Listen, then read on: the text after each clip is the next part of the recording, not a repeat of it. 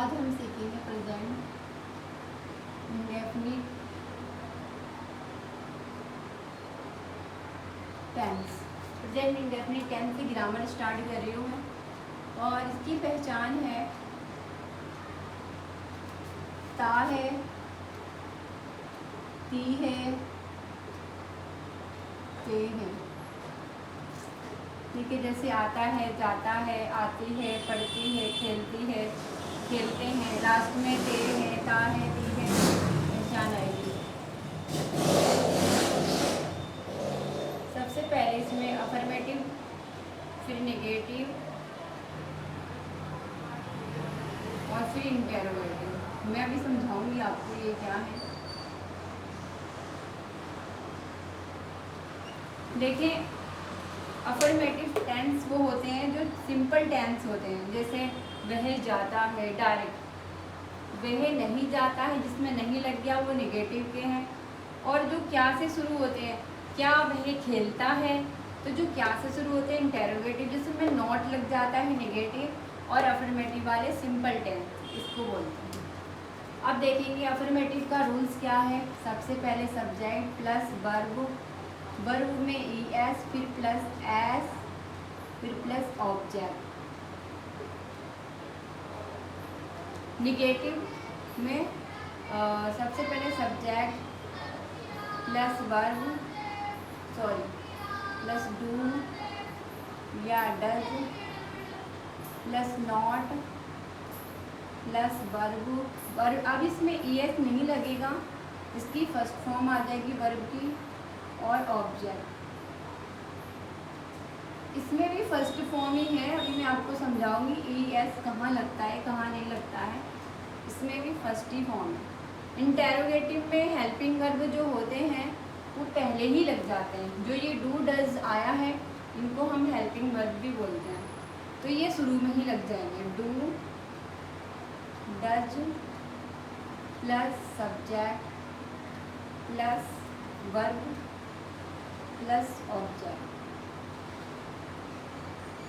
ठीक है गाइस, समझ में आया? इतना समझ में आया? अब देखिए, अगर इतना समझ में आया है आपके, तो अब देखते हैं ये जो ES अफर्मेटिव का हम पहले बनाकर देखेंगे कि अफर्मेटिव क्या है। अब देखेंगे अफर्मेटिव का सबसे वह जाता है। ठीक है, और एक बात आपको समझा दूँ, ही शी नेम इट, इसके साथ डज यूज होता है। क्या? डज। और इसी ये डज कहाँ यूज हुआ है? निगेटिव और इंट्रोगेटिव में। अफर्मेटिव में तो डू डज है ही नहीं। तो जो ES है ना, वर्ब में ES, जो इसके काम में ES लगेगा। मतलब कि अगर वह खेलता है, वह जाता है, वह पढ़ता है या वह पढ़ती है, या मीना बर्तन धोती है, या यह एक किताब है, तो जो ये है खेलता है, तो ये सब क्या है? इसके वर्ब में जो है ES लगेगा या फिर S लगेगा। ठीक है, आया समझ में? और जो यू वी दे आई, इनके साथ डू लगता है।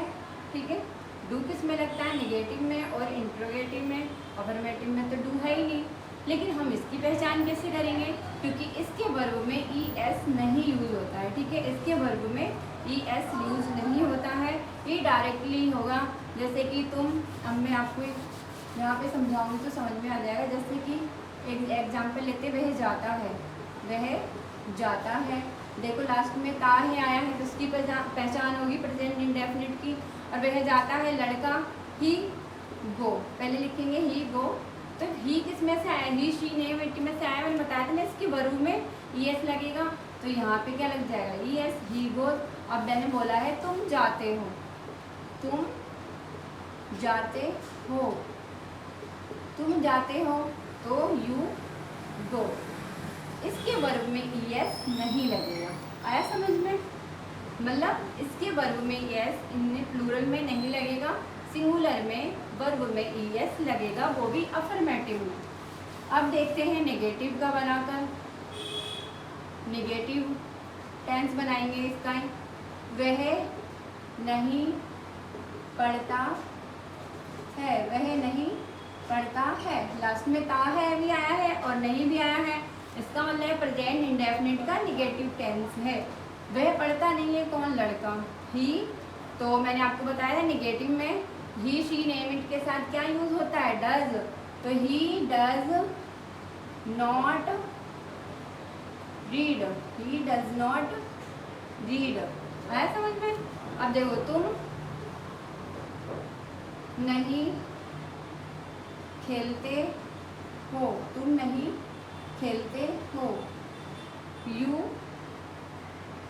डू नॉट, अब इनके साथ प्लूरल के साथ डू यूज होगा। यू फिर क्या था? हेल्पिंग वर्ब था, डू या does. You do not play. बस निगेटिव में इतना है। अब इंटेरोगेटिव का समझते हैं। इंटेरोगेटिव में क्या है? हेल्पिंग वर्ब शुरू में ही लग गया है, हेल्पिंग वर्ब डू डज शुरू में लग गया, फिर सब्जेक्ट, फिर वर्ब, फिर ऑब्जेक्ट। अब देखेंगे और ये कहाँ से शुरू होते हैं? क्या से शुरू होते हैं? क्या मीना बाजार जाती है? क्या मीना बाजार जाती है? तो मीना के साथ डज आएगा, टू आएगा?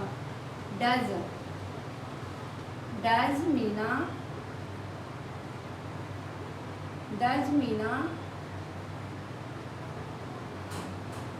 अब गोज नहीं आएगा क्योंकि डज नहीं होगा। गो टू मार्केट या गो मार्केट, ठीक है, मार्केट। उम्मीद है आप लोगों को प्रेजेंट इंडेफिनिट टेंस समझ में आए होंगे।